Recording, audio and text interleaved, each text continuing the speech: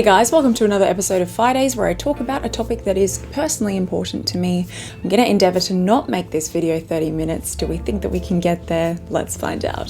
Today I'm going to talk to you about one of the most valuable lessons that I've learned to date, which is that taking accountability and apologising for our wrongs is literally one of the most powerful, meaningful and healing things that we can do in this life.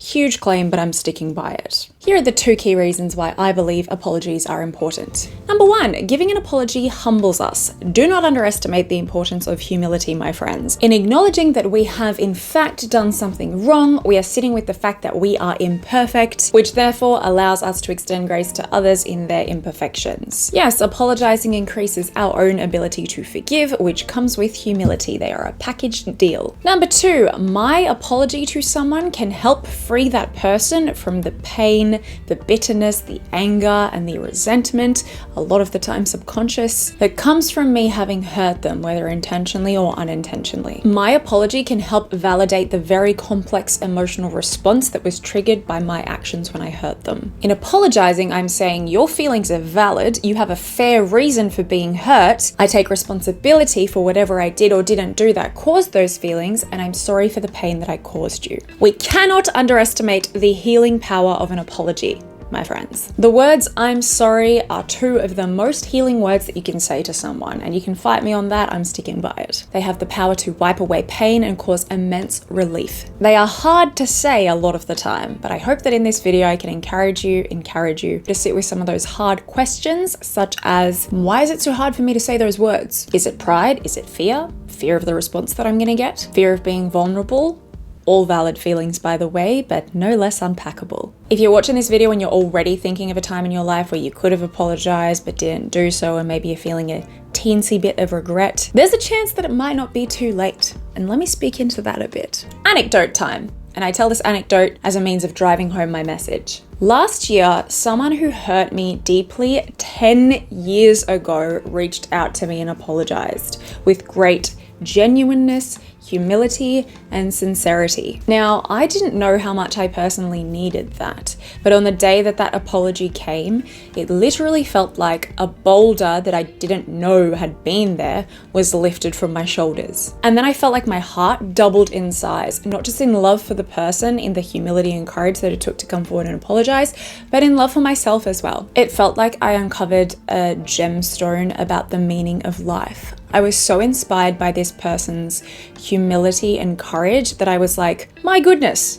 this is what life is all about. Now, I know a lot of us don't get apologies when we feel like we should, and that sucks. I wish that all the people could apologize for all the things. But this particular episode of my life taught me so much about the human experience that has since improved me as a person. The hands are out. So let me speak a bit more into that and explain why it might not be too late for you to give an apology. If you've done something to hurt someone, they are probably and most likely subconsciously still walking around with that wound somewhere deep down inside them. They might have worked through it, but even if they've spent thousands of dollars on therapy, there's still a part of that wound, even as small as it is, that can only be healed by an apology from the person who caused it. Don't get me wrong, I firmly believe that we can move on with our lives and find closure without receiving an apology from the person who caused the wound. I've done it, you've probably done it. Power to you, power to us. But there's nothing quite like the particularly nuanced brand of healing, closure, and emotional release that comes when the person who hurt you themselves acknowledges the hurt that they caused you and apologizes for it. I believe that in a perfect world, we would all apologize for all of the things and all of our relationships would be just beautiful and rich. Although if we were living in a perfect world, there would probably be no pride and so nothing to apologize for in the first place. But I digress. Yet, unfortunately, the reality is we live in a broken world and therefore reconciliation is needed. Therefore, apologies are needed. I feel like you know this to be true, deep down inside you. Am I just saying a message that's like really obvious?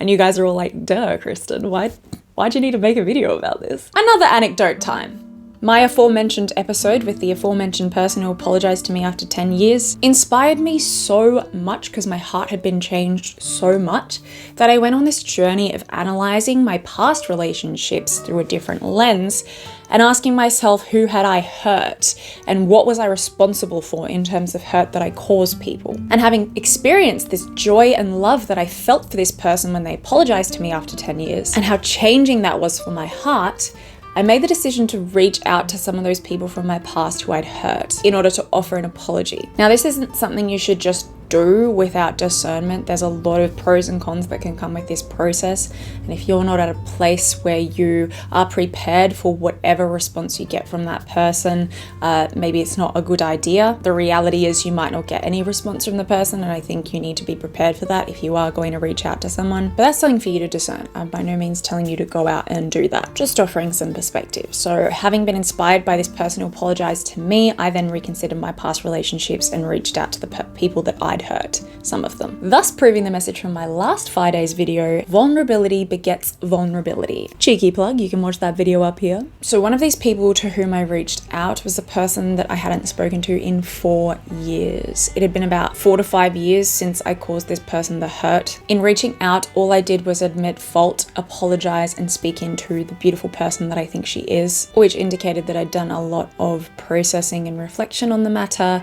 thus proving my sincerity. Now, I'm not trying to say, look at me, I'm so good at apologizing. I only had to apologize to her in the first place because I did hurtful things to her on account of me not being a very good person. Not to mention, I only realized how much I needed to apologize to her after someone else came and apologized to me first. Those are not things I'm proud of, but it's part of the human experience, and it has now meant that I've learned some lessons that I am happily sharing with you guys. The beautiful thing is, thankfully, and this is a huge credit to her, this woman replied and reached out back to me in a very loving and receptive way and told me that my apology enabled her to close up a wound that she wasn't aware she was subconsciously still holding on to. This is a very real story that I tell you in the hopes that it might encourage you to reflect on A, the power of an apology in general, and B, whether or not it is in fact too late for you to offer an apology to someone you feel you might need to still apologize to. It's never too late to love someone, which is inherently what an apology is, putting the other above ourselves in a way that can be quite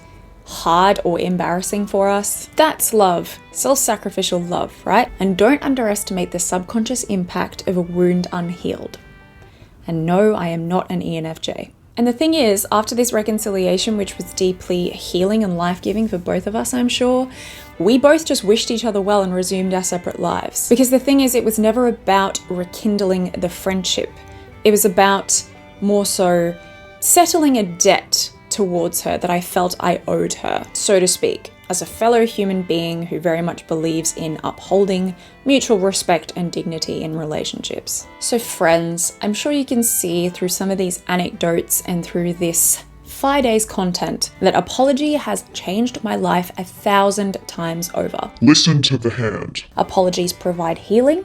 They allow the person we're apologizing to close a door to the past that they might subconsciously still have open, thus allowing them to move on. They increase both parties' capacity for empathy and love and forgiveness and compassion. They are humbling, and humility equals good.